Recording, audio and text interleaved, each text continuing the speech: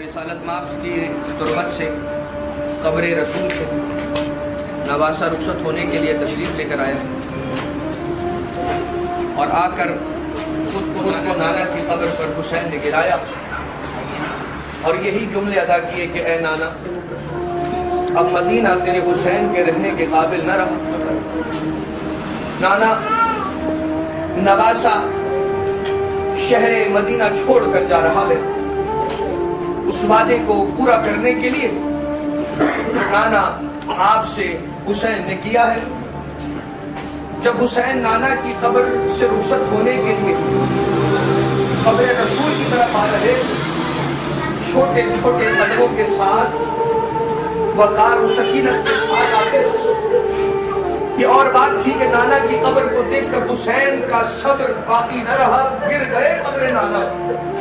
اور اس کے بعد رو رو کر اپنے نانا کو پکار پکار کر اپنی سنانی سناتے رہے۔ عزیزوں، ایک جملہ درمیان میں سن لیجئے اور بیٹے کی ماں سے رخصت کے مسائل سنیے گا۔ آج حسین نانا کے روضے پر اپنی سنانی سنانے آیا ہے۔ کچھ مہینوں بعد اسی قبر پر نواسی نے آنا اور اپنے آپ کو نانا کی قبر پر گرانا ہے اور اپنی شام کی، کوفہ کی، کربلا کی مصائب کی سنانی کو سنانا ہے۔ اب جب نواسا اپنے نانا کے قبر سے رخصت ہو لیا،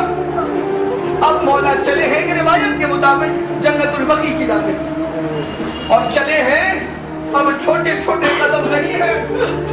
دوڑتے ہوئے قبر مادر کی طرف بڑھے حسین۔ کبھی گرتے تھے، کبھی کھڑے ہوتے تھے، کبھی گرتے تھے، کبھی اٹھتے تھے،